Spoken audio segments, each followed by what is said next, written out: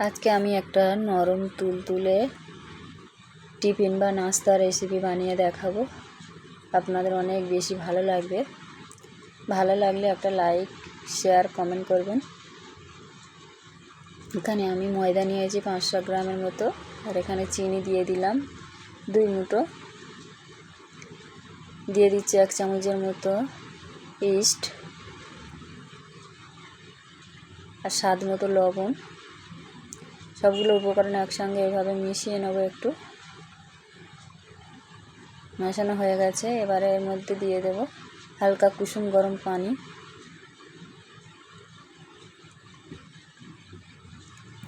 দিয়ে ভালো করে আটাটা আমি একটু নরম নরম করে মেখে নেব। আটাটা মাখা হয়ে গেছে। এবার হাতে একটু তেল লাগিয়ে আবারও একটু মেখে নেব।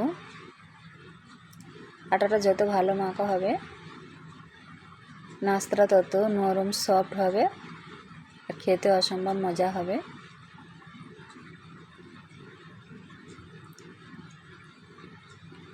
আটাটা আমার মাখা রেডি হয়ে গেছে।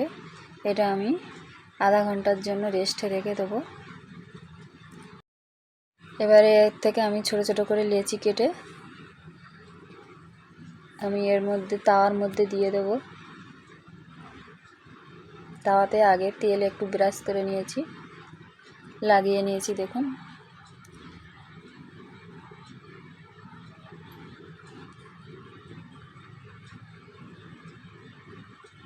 আর এইভাবে হাতের সাহায্যে একটু গোল করে চ্যাপটা করে নেব।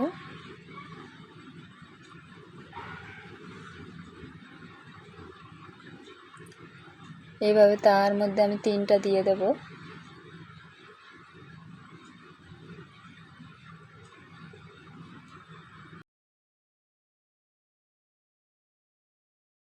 এবারে আমি এর মধ্যে উপর দিয়ে একটু ভাজা তিল ছড়িয়ে দিচ্ছি, সাদা তিল। এবারে এর উপরে আমি একটু টুটি ফুটি লাগিয়ে দেব।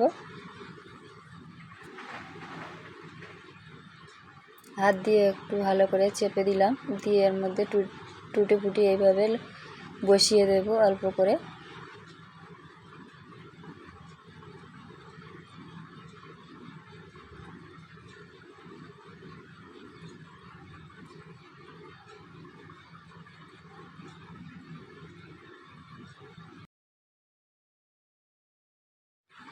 সেমভাবে আমি 3টের মধ্যে এইভাবে লাগিয়ে নিয়েছি দেখুন।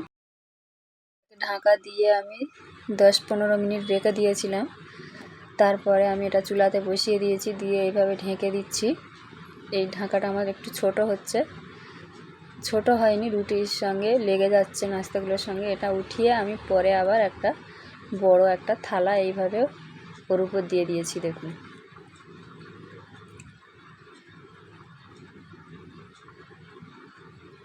পাঁচ মিনিটের মতো এইভাবে ঢেকে রেখে দিয়েছি লো আঁচে। তারপরে এইভাবে উল্টে আবারও ভেজে নিচ্ছি দেখুন। এইভাবে উল্টে পাল্টে একটু ভেজে নিলে নাস্তাটা রেডি হয়ে যাবে। মাত্র 10 মিনিট লেগেছিল নাস্তাটা রেডি করতে। 10 মিনিটের মধ্যে আমার নাস্তাটা রেডি হয়ে গেছে। এইভাবে চাইলে আপনারা বাচ্চাদের টিফিনে বা সকাল সন্ধ্যার নাস্তাতে খেয়ে নিতে পারবেন। এর সঙ্গে হচ্ছে কি একটু জ্যাম বা সস হলে খাওয়া হয়ে যাবে, খুবই ভালো লাগবে। চাইলে এর সঙ্গে ঘুগনি তরকারিও খেতে পারবেন। আর একদম নরম তুলতুলে হয়েছে দেখুন। এবারে একটা কেটে দেখাচ্ছি দেখুন কতটা নরম হয়েছে দেখুন, একদম নরম তুলতুলে। এতক্ষণ যারা আমার সঙ্গে আছেন সবাইকে অসংখ্য অসংখ্য ধন্যবাদ। সবাই ভালো থাকবেন, সুস্থ থাকবেন। ফিরে আসবো আরও একটি রেসিপি নিয়ে। আল্লাহ হাফেজ।